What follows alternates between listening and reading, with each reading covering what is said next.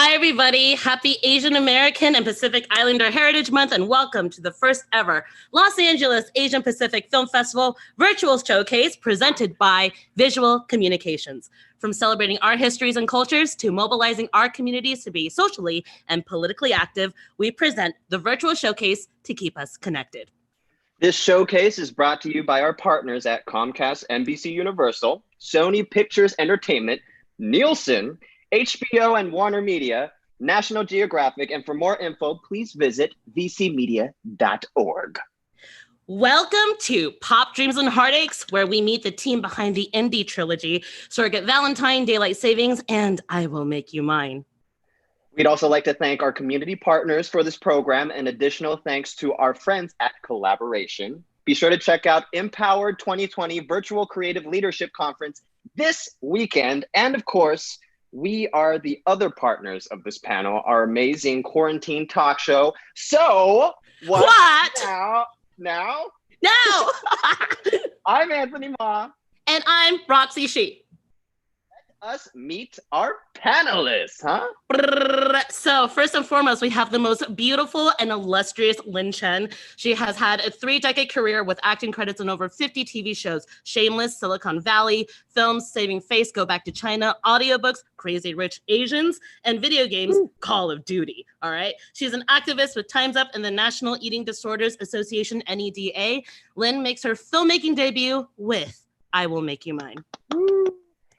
And now we have Dave Boyle, who is a Los Angeles-based writer, director, and producer. His critically acclaimed cross-cultural mystery, Man from Reno, was nominated for the John Cassavetes Award at the 2015 Film Independent Spirit Awards and won Best Feature at the LA Film Festival.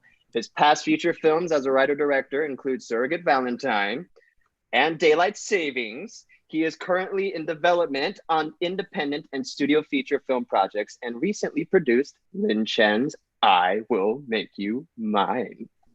The beautiful Ye-Ming Chen has made a name for herself as a singer-songwriter for the indie band Dream Date, as well as her newer and more solo-oriented indie band Ye-Ming and The Rumors. Ye-Ming has made her acting debut playing a fictionalized version of herself in Dave Boyle's Daylight Savings. She reprises the role in I Will Make You Mine, titled after Ye-Ming and The Rumors song on their 2016 debut album with the same name. Woo! And last but not least, Go Nakamura over there with the boxes is a Los Angeles-based singer, songwriter, film composer, guitarist, and actor. In 2004, he released his first album Daylight Savings, with Embarcadero Blues as the album's most popular single, garnering over 1 million views in its first few weeks on YouTube. For his first role in Surrogate Valentine, Go was awarded the Special Jury Prize for acting at the Dallas International Film Festival.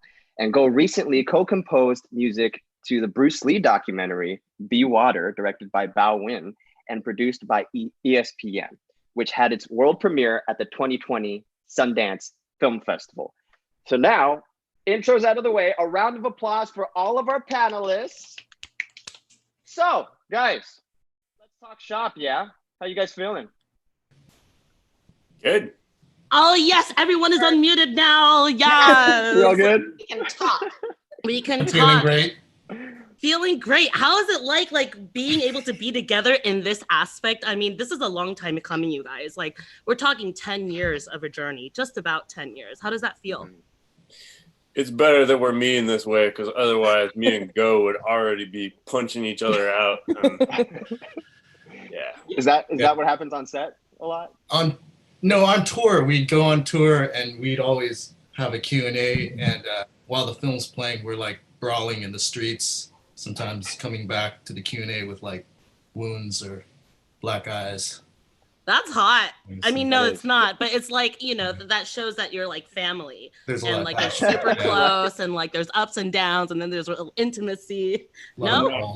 Sick. Okay, great. Glad that we got that out of the way.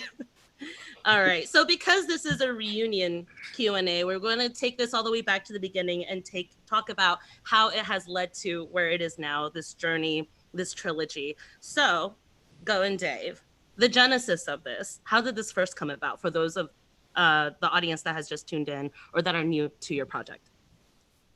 I think we met at the San Francisco Asian American Film Festival in 2009. And I just happened to see Go play an outdoor show, and there was something about, if I may allow myself to be sincere for a moment, and I'll go back to, you know, in a second. But there was just something about his music that just, you know, really spoke to me, and I felt like, hey, this guy, it already feels like this guy is my friend, you know, from his music. And then we got to be friends, and we saw each other at a couple other shows and film festivals and stuff. And I was in this really weird stage where, you know, my last movie didn't do so hot, and I was kind of worried, and I was just sort of, I didn't live anywhere. I was just kind of driving around the country, and I was trying to figure out what to do next. And I was like, hey, you wanna work on something together? And he was like, yeah, sure. And so it was kind of, you know, the first one was sort of just this kind of, you know, let's get together and put on a show kind of thing. I also think that, you know, I was really eager to kind of learn my craft a little bit better. And somehow, like, just going back to basics, where it's just a couple of us in a car driving around, shooting the movie wherever. I think the crew was only like 3 people, except when we had like a makeup artist on set. And yeah, that's just kind of how it started. I felt like, hey, I could watch a movie about this guy. Let me see if I can build a movie around, you know, this guy. How flattering. Originally, though. it was about a director, a traveling director, right? Kind of. Yeah, like, yeah. About you, right? So I'm kind of playing you in that movie. I mean, yeah. That's what I thought.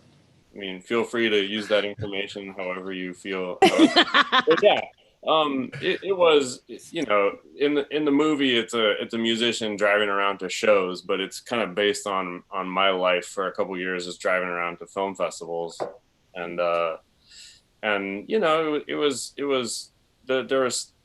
I could kind of see that, like, if I don't really sort of change the way that I'm doing things, I'm not going to be able to keep making movies. So let me just try something totally different and try to make something that is, like, you know, emotional and comes from the heart, and something that's really sincere. And so I was trying to put all the things that 27-year-old me felt were really, really super important to him into a movie. And you know, and then the script was only like 70 pages, because I figured out, hey, you know, the more pages you have, the more days you have to shoot. So if I cut down the page count, then maybe you can shoot it in a lot fewer days. And so that's why the movie is only like 70 minutes long.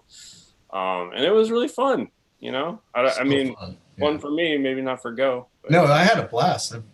Now that I think about it, it's like that was like my first experience acting and being on a set, and I didn't even know what like a mark was. Like, I was just learning everything brand new. And I should say that doesn't really count as a set, though. You know what I mean? Some we had some sets, but a lot of stolen shots. A lot of yeah. Well, that's interesting. That's like a true immersion of both of you then. Like, what's like, you sure Go, we're seeing you represented on the screen, but thematically and story-wise, in terms of like how you guys translated, you know, your experiences, that's what came across in Surrogate Valentine, right? And I thought that was incredibly beautiful. And Ye Ming and Go, you know, we're gonna ask this question about like, what is it like to be a musician, and then like traversing that to coming into like acting territory and being vulnerable in that aspect. But like, was this always meant to be a trilogy? Like, what was the vision behind that? None. Vision was that there was no vision. I love it. Yeah. Wait. So after the second one, like, was it be like, oh, this is a sequel, but like, are we making a third? Or is like when you made the second one, it's like, oh, this should be a trilogy. Like, how did that come about? It was more like, it was, you know how sometimes you throw a party and then a bunch of people come in your house, and then, you know, you're like, the party goes until 10 o'clock, and then you're like, okay, well, maybe we can keep going until 11. And then it gets to 11, you're like, oh, we're having a good time, let's keep going until 12. It was more like, yeah, because like we made the first one, and then, you know, that was like the first time I had something that was like it got some decent reviews and stuff. and I was like, hey, this feels good. Maybe the secret is I should just make movies about Go Nakamura the rest of my life. No, I'm kidding, but it was more just it was so fun that we were like, let's just make another one. And there was, super fun. Yeah. I think. Do you remember we were recording DVD extra commentary for the Surrogate DVD, right? And then I think that's when we were discussing making a second movie. That's what I remember. Yeah, I don't remember. Yeah. I guess the short answer is neither of us really remember why. But then when we were like, well, if we're going to make 2, we might as well make 3. But then over the course of making the second one, because the first one was like, up until I Will Make You Mine was like the easiest thing I'd ever been a part of. Like from writing it to having it all done was just a matter of months, and we just kind of knocked it together and got it out, and it was done. And then the second one was a lot harder. Like we put it together and we put together the cut, and then I watched it and I was like, uh-oh. And then we did a round of reshoots, and then we did another round of reshoots, and it wasn't anything that had to do with anybody else on this panel or anybody else. It was just me, But that's the great thing about micro budget movies is that you can just keep shooting. I think you and I like drove up to Utah and we shot like 5 more days worth of stuff. And I was really, I love the movie, and it has like some of my favorite stuff in it. But from like a filmmaking standpoint, it was a lot longer and a lot harder for me. And so even though we had all sort of talked about, it's going to be a trilogy. Yeah, we're going to make another one. By the end of that, I was sort of like, maybe trilogy doesn't have to necessarily have 3 movies in it. It's kind of cool to have like the world's first trilogy with only 2 movies. And it's sort of, yeah. It's a contradiction in terms, but it kind of fits like, the laid back vibe of, if you watch it and if you watch the 2 movies in 3 sittings, then it's already kind of a trilogy. Right. Yeah. And then we all just moved on. I mean, Go is like one of my best friends. We talk every day. But it was just the sort of thing where I kind of just moved on to other stuff, and then we never got around to. I figured you were always just too busy, doing something else. So. Was it just? Oh, sorry. Go ahead. Oh, no, go ahead. So it was just all a mixture of these things of why the third film took so long to be produced, right? Or were you guys just waiting or for each other, or Lynn, didn't you like step in and was just like Lynn stepped in. I stepped in. Yeah. There you go. I had been cleaning my house before I was about to take a hike. Such an interesting story. I was cleaning before I was about to take a Sunday hike with Mai and Dave, and I found my Surrogate Valentine Trilogy DVDs where it said the word trilogy on it, and I thought, oh yeah, a trilogy. And I was like, I'm not doing anything next year. I wonder if Dave would revive the series and I would have a job next year. That'd be fun. And the first 2 movies always ended with like such cliffhangers that I was like, yeah, I think it's a good time. So we went hiking, and I just asked him casually if he was going to do the 3rd one, and he said he had no plans to do it. And when he said that, I was like, oh no. Like, even though I hadn't thought about it, and even though like we were all friends and had gone on doing other things, and there was no sign, there was no indication that this was going to revive itself, there was still a part of me that was like, but I want to find out what happened. Like there was a cliffhanger, there was a phone ringing, and we didn't know who Go ended up with. And I thought we were going to find out eventually. And I really also want to know what happened to Rachel. And so when Dave said, you know, that it wasn't going to happen, I was like, well, what if I made it happen? And that's when Dave like said, I'm going to let you have it. You can direct it. I wasn't even thinking about directing. I mean, to me, when I said, what if I helped me, what if like I did it? I don't know what I meant by it. Like, why don't I take a crack at the script, or why don't I like help produce, or why don't I like try to get some money for this? But when he said direct, I was like, ooh. And then he said, I'll help you. And I was like, ooh. Because at this point I was like, ooh, Dave is like established filmmaker, award winning.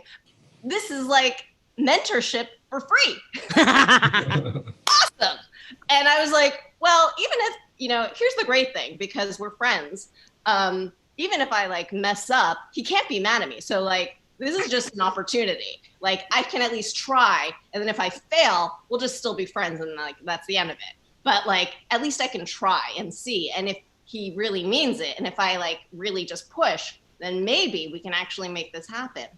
And so I got on the plane the very next day, and I opened my laptop on the plane, and it just like poured out of me. Like, it's like I took those characters out of their like little boxes and I dusted them off, and they just started like handling themselves. Like they just like the script wrote itself pretty much in like a week.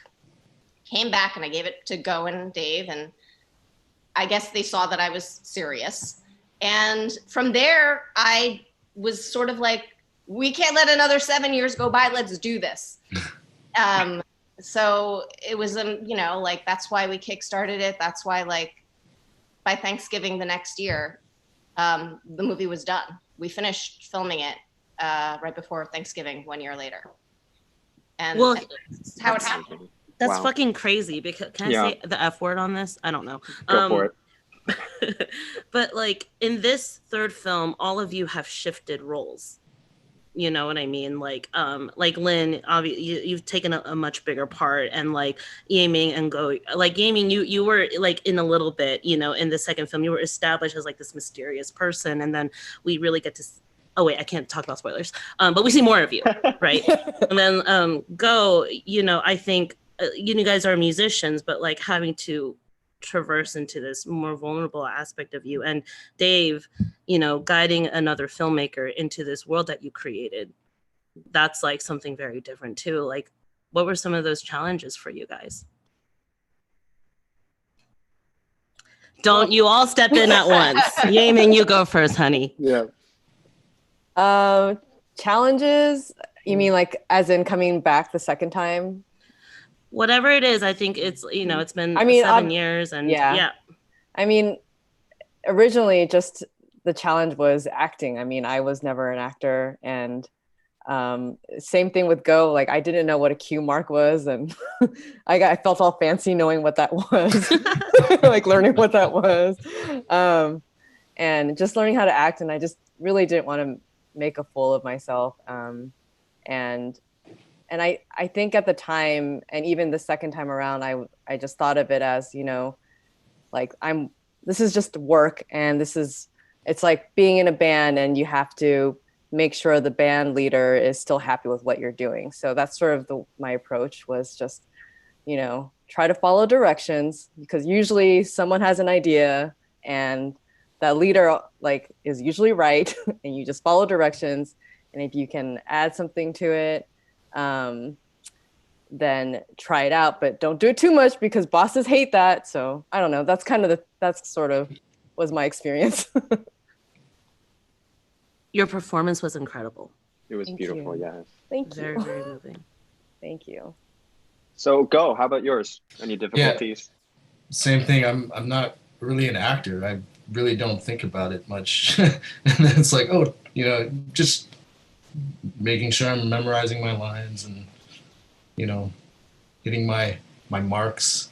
And, you know, I mean, it was pretty much easy because Lynn made it really easy, but just from myself, I was just like, oh man, I gotta memorize all this.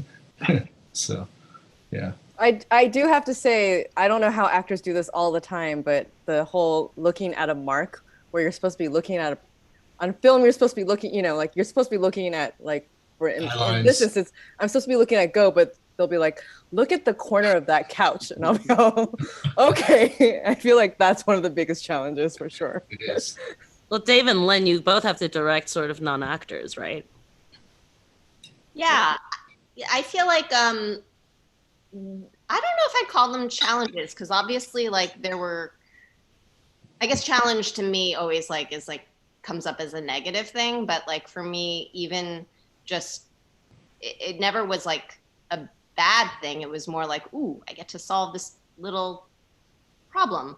And it was like fun actually, like diving into my little toolkit that I've like, at least like as a director for the acting side of things. For the technical side of things, that's why I had Dave. I had like so many professionals who had done this before me. That was the thing that I think had always held me back from wanting to be behind the camera, because I was sort of like, I've never gone to film school. When I'm on a set, I like go straight to craft service or to my trailer and I like goof off. Like, I don't know anything about like what it takes to make a movie. And when I was on set and like there was the stuff, when there was like, trying to come up with, trying to get a performance, it came very easily to me. And then when it came to like the technical things that would have been a challenge, like where I would be like, I have no idea how we will pull that off.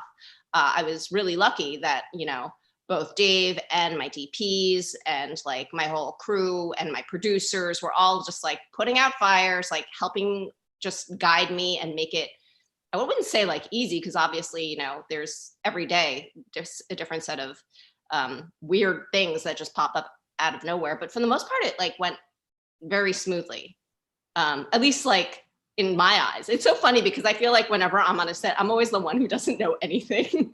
Like I always find out at the wrap party that like you didn't know that?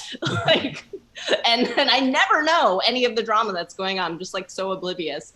And that would be very strange on my own set where like I'm there for everything, like from beginning to end. But I still feel like I did not see anything that was like crazy. For the most part, like, and which is like kind of unheard of actually for such a low budget movie. It just went really smoothly. And, that's a combination of like, just everyone who's involved with it and what feels like very good fortune. That is such a rare experience to have. Yeah. Like that kind of support, like making indie films, right? It's like so hard to just make one feature film. You guys made 3 over the course of a decade. Who else can say that? Who else can say micro budget, grassroots, crowdfunding, like pulling together your resources and like coming back together? Did it feel like homecoming? Like, I don't know. It was funny because it was kind of like a time warp in a way. Like all of a sudden it felt like it was 2011 again, and we're all on set. It was a lot of the same. It was like the same DP and all of us back together, and but it was really fun. I think in a lot of ways that was what was so easy about it, is because everybody was just kind of settling into, everybody knew each other, and then we had just a really good support system, and everybody is. I mean, friendships often don't survive like the making of a film, but we've made it through all these projects together, and we're all friends, and we feel like we can talk to each other if there's a problem or whatever. And I don't know, personally, it was like the easiest shoot I'd ever been on. I just felt like for my part, like I just kind of did like an impersonation of the best ADs and producers that I had ever worked with. I was like, what were the things that they did or said that I really liked? And then I just went straight up. Like I worked with an AD who I thought was really, really good, and he had all these little catchphrases and like just the way that he did everything. And so I was like, I'm just gonna do what what they did, and then and see how it goes. And you know, Lynn is so prepared and so decisive, and knows what she wants. And for me, not being in the directing hot seat where it's like, I'm just making the trains run on time, you know, like that was, I made sort of the choice to kind of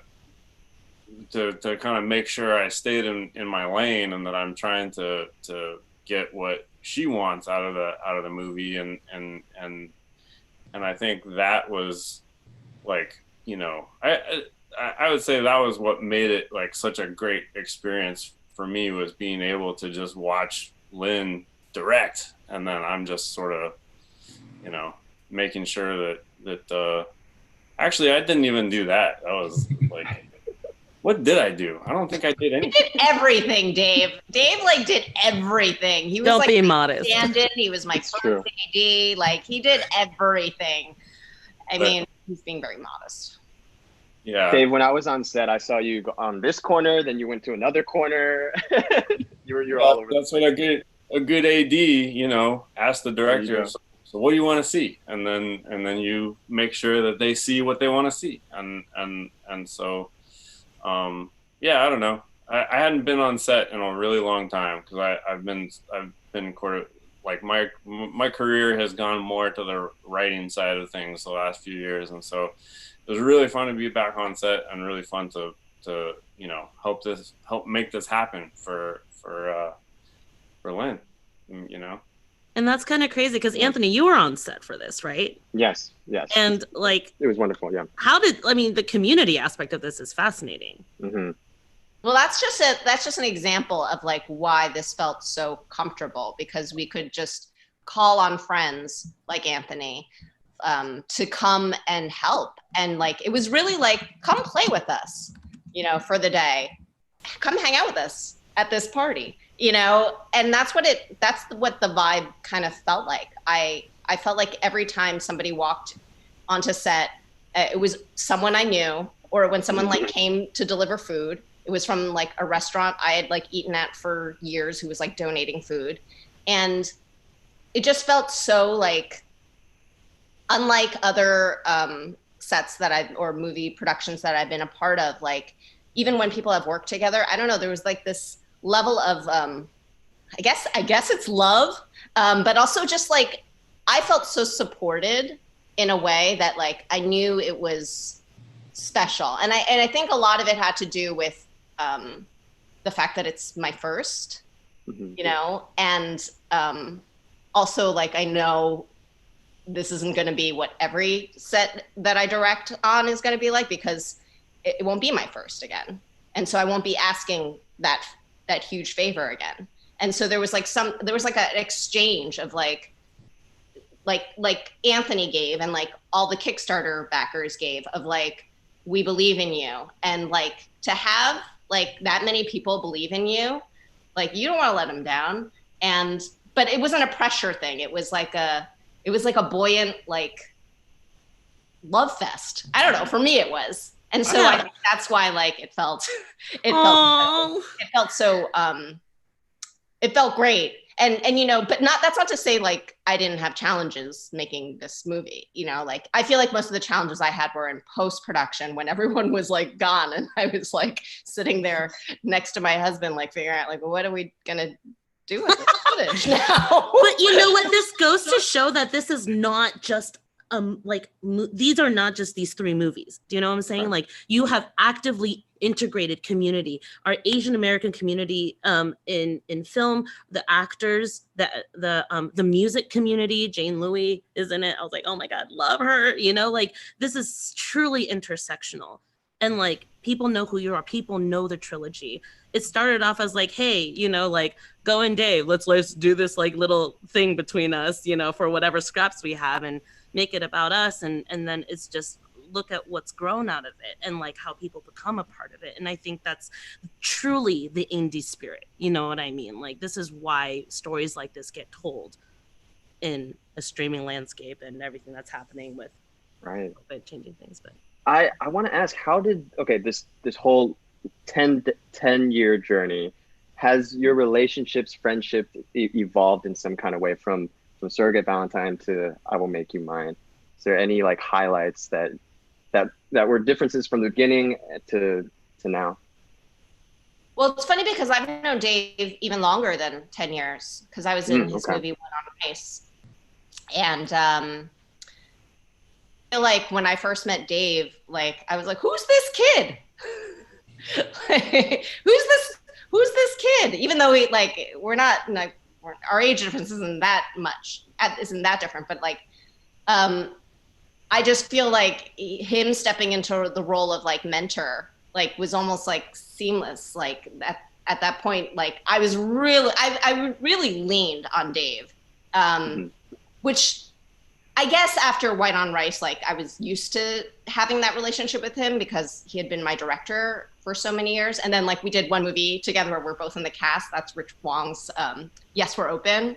And it's funny because like even on that set, like Dave was just like, I'm just gonna goof off with you guys, you know? Like, and I saw like this other side of Dave that I'd never seen. I was like, you're just gonna sit there and eat? Like, literally, you're gonna sit there and eat. And that's what he did. Like, for 2 weeks straight, just sat there and kept eating through every single scene.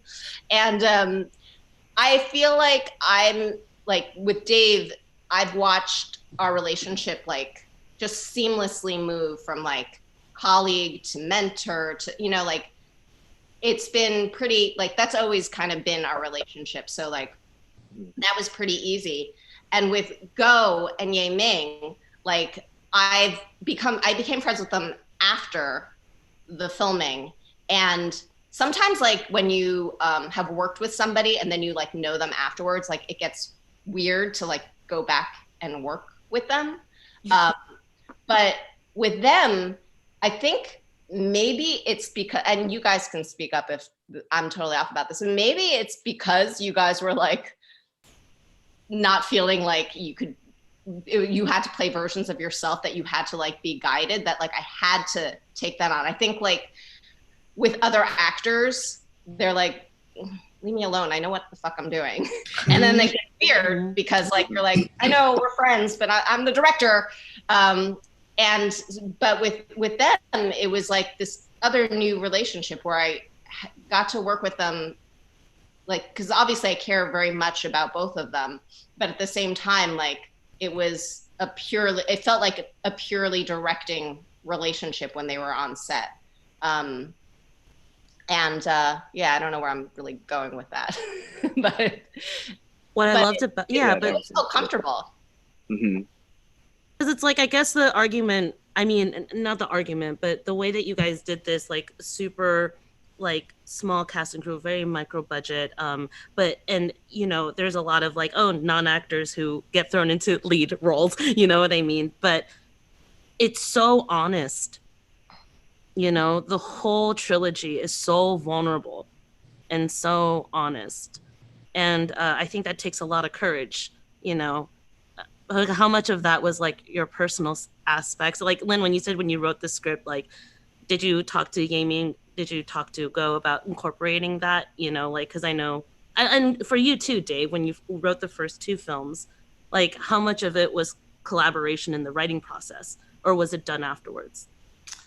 A lot of the script of I Will Make You Mine is pretty personal. Like I've said before that, like, everyone's sort of an extension of myself. Even Go's character is an extension of like how I felt about aging. And so I didn't really ask. I just sort of like wrote what I imagined where they would be. And honestly, like, I didn't actually even know Ye Ming that well because we didn't tour with each other for Daylight Savings. So it was like I knew it was like a very imagined version, but at this point, like, I trusted, because I'd seen them in the other movies, that they could act. Like, it wasn't going to be an issue. Like, I didn't think that, like, if I gave them something that was not them, that they wouldn't be able to pull it off.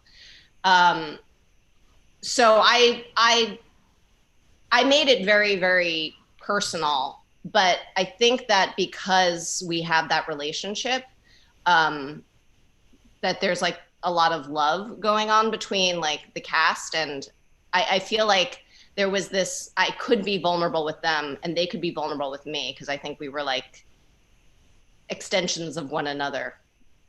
I'm really not making any sense. No, you make so much sense. We're extensions of one another. Great. What about you, Dave? Was that the same process for you too? No, it was a lot different. I mean, the first two, Go was a co-writer on both of them, and also I usually work with a co-writer. It's only in the last couple of years that I've started writing on my own sometimes, but there's two other writers that I work with a lot. One named Michael Lerman, he's kind of like my story guru. I go to him a lot when I'm trying to figure out plot stuff, and then Joel Clark, who's also another longtime writing partner. And I think me and Joel wrote the first Surrogate Valentine, and then I worked on it with Go up until production, and then we also did kind of workshopping with some of the other actors, and some of the scenes in Surrogate Valentine were just made up on set. I think one of the scenes in I Will Make You Mine was, right, the scene where Ye Ming plays, if I remember correctly. Yeah, we know we're not supposed to give spoilers, but there is one scene where it almost didn't even happen. Ye Ming had written a song. I'll let you tell the story, but Ye Ming had basically written a song, and we almost didn't even film it. The day of, we had time, and I asked her to do it, and they just improv'd this scene. Oh, wait, what happened to Roxy? I can't wait to hear the story. Tell me more. Please, Ye Ming. Wait. With a song? Yes. Yeah, with Eskimo Eyes. Well, I mean, I wrote the song because, you know, in general, I'm writing songs all the time. And then, of course, like anybody else, I have writer's block. And if I'm working profusely on something, and while I was memorizing the lines, I was like, wow, I have a song idea. I can, you know, I've really just like put myself in the character of Ye Ming. And so I wrote the song about Go, about how I felt about him. About how my character in there. That was amazing. About how my character felt about his character after daylight savings, and how, you know, I was trying to deal with those feelings. And so then I just decided to tell them about it, and I played it for them, and they were like, let's try to put it in the movie. And I really thought they were just messing with me, but I was like, okay, whatever. Like the whole time I did, I was like, I gotta act serious, and I gotta do this as if this is gonna go in the movie, but I didn't think it was going to. And yeah, I did it, and it got into the movie. It was awesome. That's one of the best moments too. So what was funny was when Ye Ming played it for me, like the demo version of it, I thought, okay, maybe this will be the end credit song. And like, I just like planted that in the back of my head, like, we'll just do that for the end credits. Spoiler alert, it's not the end credit song. But I think like, had we not had extra time that day, and Ye Ming didn't do that, and then I was like, no, this is not the end credit song, this is a scene, then we wouldn't have had like the other actual end credit song, which I think works really well. The magical little things that happen. Yeah. I'm gonna contradict you, because we actually didn't have time. Yeah. My first AD. Yeah, no, we like because I felt like this was a really good lesson, and a really good example of smart directing, because we only had time. I think we had something else on the schedule. There was something that we had to get Ye Ming onto a plane. Was that the same day? That was a different day. Okay. We had a whole other scene to shoot. That was all just, I don't know, like a montage of them listening to records or something like that. And so it became a choice between shooting that or shooting the scene that we made up on the spot. And I'm really glad you chose to shoot the scene that made up on the spot. That's my favorite scene in the movie. I think I'm really glad Ye Ming knew the song that well. What if she's like, I don't know these lyrics? Okay, real quick. We're going to be opening up audience questions. So if you guys have questions, feel free to start your Q&A questions inside the chat, and then the moderator will toss them to us. Talking about the music real quick. The music is such a fucking pillar in this trilogy. I kind of want to ask what the process, how that has changed, especially Ye Ming becoming a more immersive part of this universe. What that was like for you guys, like writing the songs. Did it start with that, and what was created during, and what was created after? Well, there was 2 songs that Lynn used that were already written, and then of course I just told you about Eskimo Eyes. But I thought one of the coolest things was, I didn't realize until I watched the movie, but Lynn had asked me to send like some voice messages of me practicing and pretending like I was writing I Will Make You Mine. And so that was kind of weird, like going backwards in time and being like, what was I doing? What would have I been doing when I was writing this song? And so, I mean, that was strange, just going backwards and doing that. But what I thought was really cool was that in the end, it ended up being in the movie. I feel like you used some of those voice messages, and I thought that was so cool and unexpected. I feel like Lynn threw you a lot of like these acting exercises before even it was made. So yeah. Well, I had already known Go and Ye Ming's music really well because of that, because I had become fans of theirs. And so when I was writing around knowing their music. Like a lot of the music already existed. And in fact, the movie is called I Will Make You Mine because I knew I was going to name it after a song by Ye Ming. And I just had my husband Abe just read off all of Ye Ming's song titles. And when he said I Will Make You Mine, I was like, that's a movie. That's a movie. Let's play it. And then he played it. And I was like, that's a song. Listen to those lyrics. And then we listened to the lyrics. And I was like, I can write a movie around this. So like a lot of the songs already existed, and I already knew Go's, like, I knew everything that Go had written so well that I knew exactly for a scene, like what the mood would be, which song would be perfect for it. Like what writer director gets that luxury of like knowing what the soundtrack, no one gets that. Nobody knows like, this is the song that's going to be used in this scene and we're going to get it. Like nobody gets that. So like, I was really lucky in that, like, not only did I know exactly who was going to be playing what part already, but I already knew like what it would sound like. So like already that's like part of like the formula for what you need, like to help you and inspire you to write. I think that's part of why it came so easily to me. That is a really great resource too. I think when filmmakers want to start writing or creating a world and atmosphere, a lot of them create playlists to listen to, you know. But can we just talk about like the black and... Sorry. No, you do. To the Q&A. So sorry. We have some questions in line already.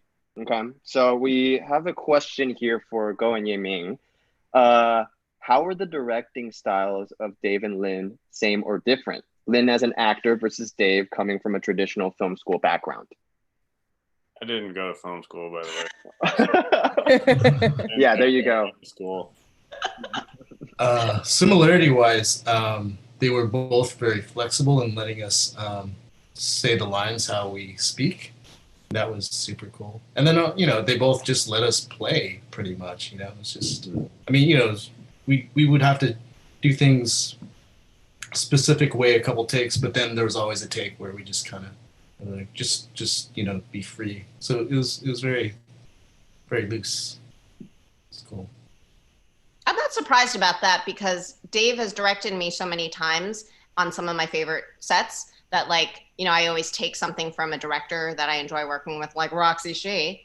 And I think I like always just like, I put that in my like actor tool bag. So I'm not surprised that like Dave and I were similar in going about directing you guys. Yeah, I mean, what about you? Yeah, I feel like they were both very generous and kind, like coming in as a first-time actor, like I felt I was prepared to be super nervous, and I just rarely felt nervous. They made me feel very comfortable. They let me say things in the ways that I felt like would come out naturally. And then I would say the the main difference between Dave and Lynn is that Dave has like a very chill vibe when it comes to directing, and you know, he'll just give me a sentence or two, and then Lynn would give me a bunch of sentences, but both like really cry and cry in front of you and like hug me in the middle of it, and you know, like it was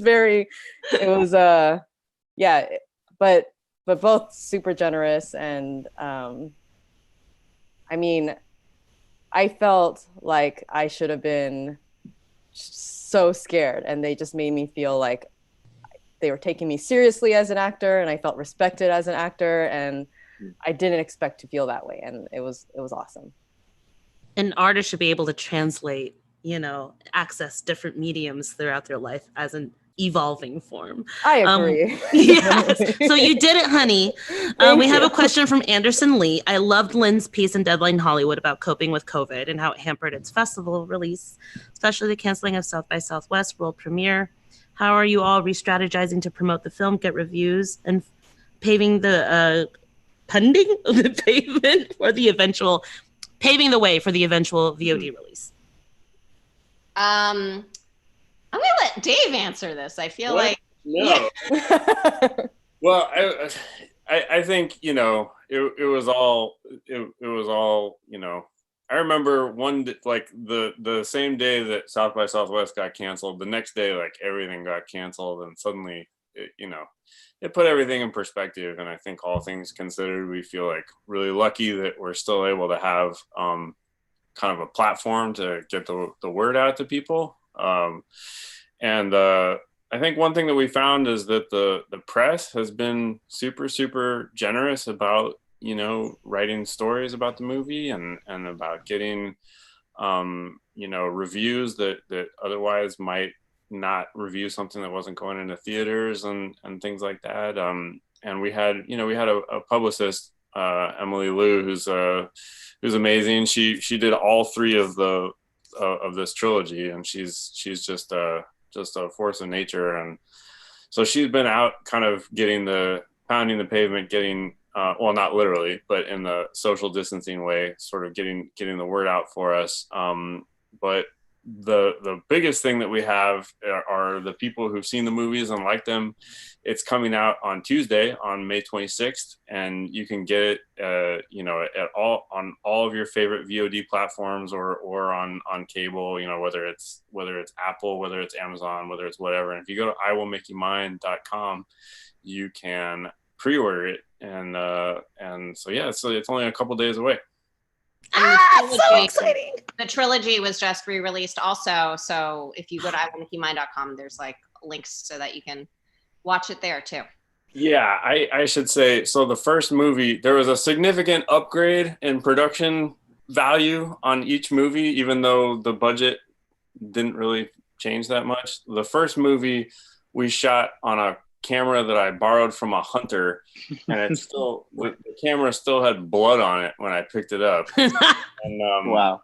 And then, you know, and then when we got distribution and we turned it in and everything, they were like, this whole movie has dead pixels like throughout the whole thing. And I was like, I can't do anything about that. And then there were some, you know, they sort of talked about it and they were like, oh, okay, you know, and then they just put it out with the dead pixels. I suppose I shouldn't admit to being so cavalier about it, but there's a beauty about that. Yeah, right. Yeah, I mean, okay. Yeah, there is. Yes, definitely a beauty. Yes, there's a beauty about it. But yeah, and but then like years later, something like with this is one thing that I learned is like never, you know, the sub distributor lost the tapes. That's how long ago this was. I gave the movie to them on a tape, and so we had to get it back out. But standards have changed, and my whole I can't fix the dead pixels thing doesn't fly anymore. So like a couple of weeks ago, I had to spend like a couple days and nights painting out all the dead pixels throughout the whole movie. So now Surrogate Valentine, the first one, is available on iTunes, on Amazon, and I'm calling it a 10th anniversary restored edition. Nobody is going to notice the difference at all. I'm just throwing that out there. But please, you know, take a look at it, because I painted out all those dead pixels, and I want somebody to see the lack thereof. It's even beautifuler. We have another question from Mark Morin. This is a question for Go and Yaming. Is there a difference between writing songs for an album versus writing songs for movies?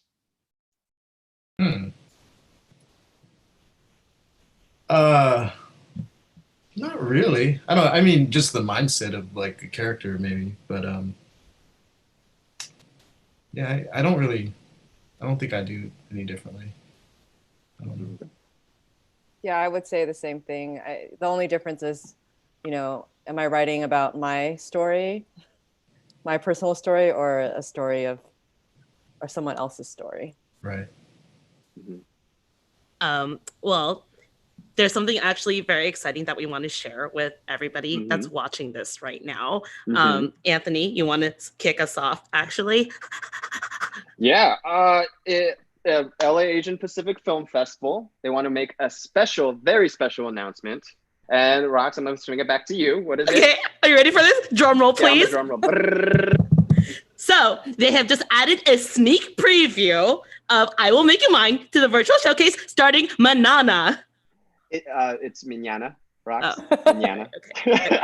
So yes, starting tomorrow, Saturday morning at 8 a.m. Pacific time, you can secure a virtual showcase ticket to watch a sneak preview of I Will Make You Mine. So watch it now while you can, and there's a limited number of tickets. So yeah, you can also watch the film when it's released. You said Tuesday, right?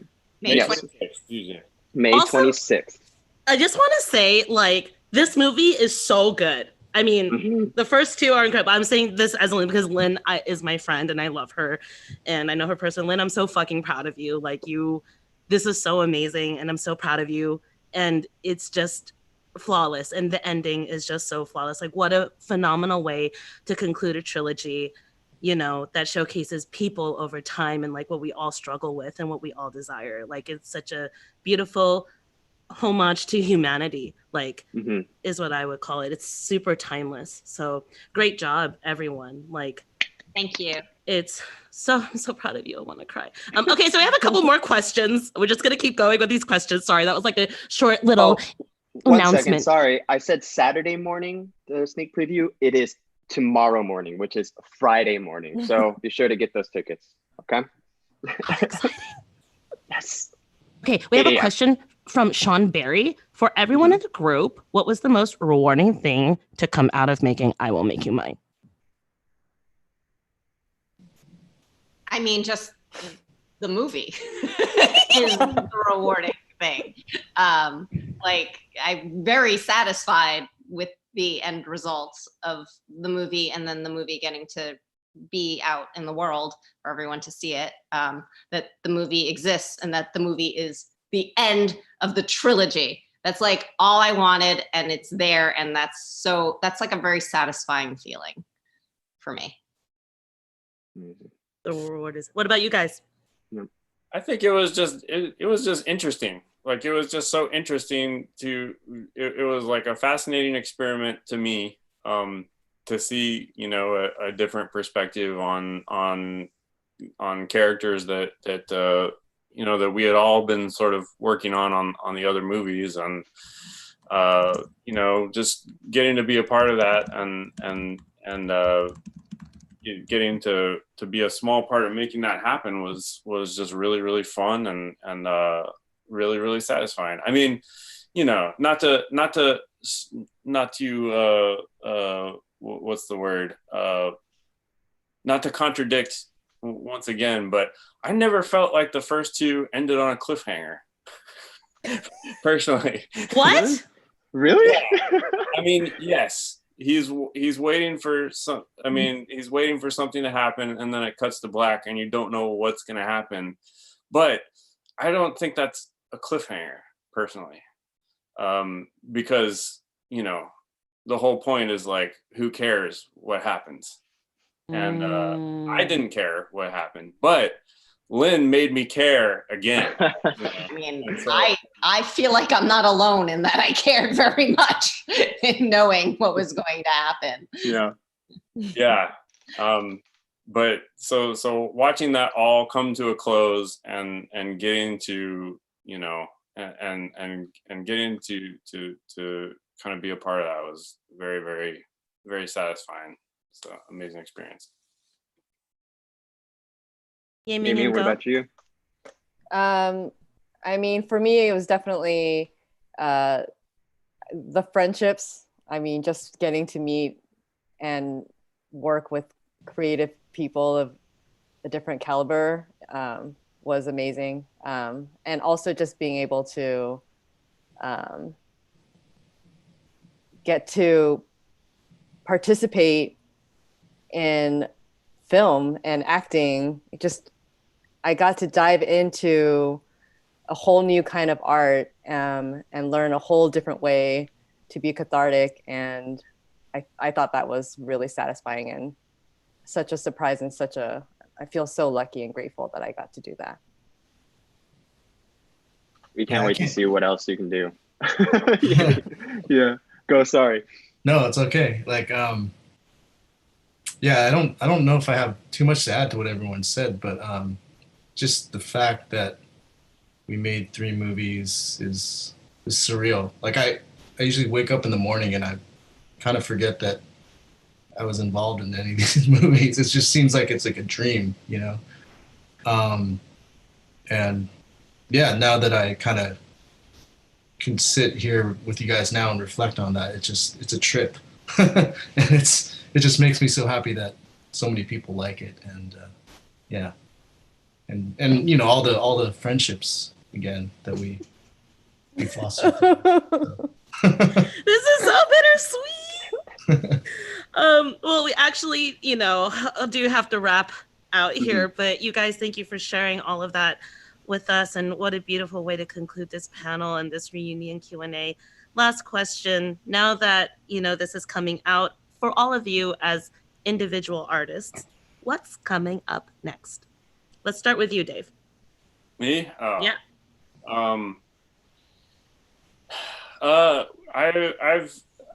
Right now I'm writing a couple things and I'm editing a couple of documentaries, and so, and then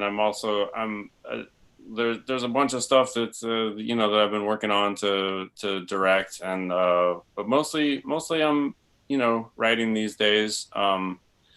But yeah, I gotta finish. Yeah, there's a bunch. Yeah, that's all I got. He's so eloquent. I love Can't it. Wait, where can we watch Surrogate Valentine and Daylight Savings again? If you go to iwillmakeyoumine.com, it'll have links to find them, but they're available on Apple TV, iTunes, Amazon. Daylight Savings is available to watch for free on Amazon, actually, as well as like Tubi and a couple of other sites. But all of them are available on most of like the main, you know, Google Play, YouTube, whatever your pay-per-view you know, venue of choice is.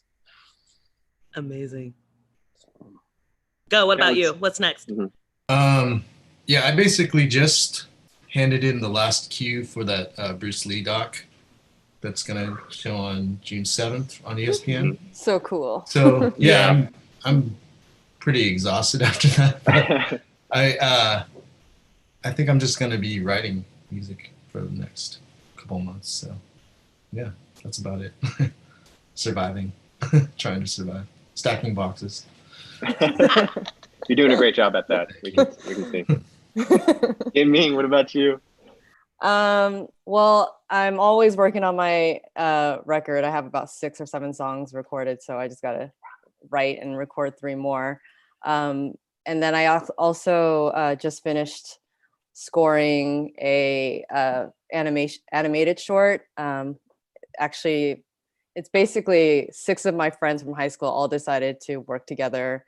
And it's written by my friend Brent Rose and my friend Rebecca Silvers. We all went to Albany High, and it's about being single in a pandemic. And it's actually going to be released tomorrow. So look out for that. It's called Going It Alone. Okay. So great. And if anyone loves animation, you should check it out. But that was a really fun experience that took up a good 3-4 weeks of my time this last month. And I think that's what's going on right now. Relatable. I'm in that boat. I will watch it for sure. Cool. Awesome. Thank you. You got it. You got it. Miss Lynn. I am in an upcoming movie directed by Roxy Shih called Pulling from Paradise, in addition to a movie called See You Then, directed by Mari Walker, produced by Vanishing Angle, where we actually filmed some of our movie. Like when I went in for my audition, I was like, I filmed here.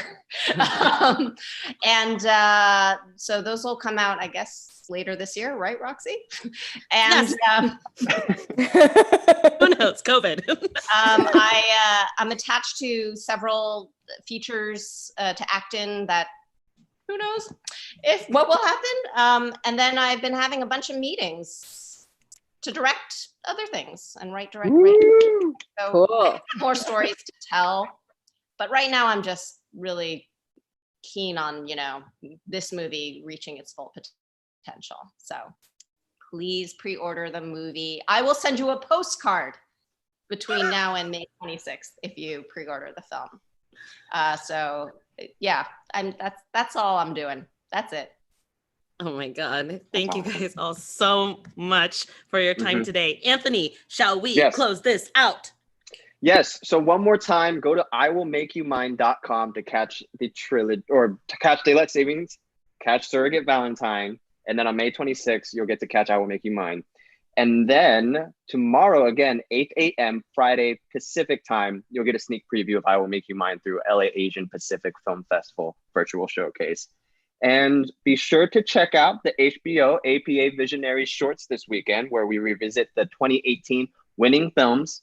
The viewing opens on Friday. And Rox? Oh yeah.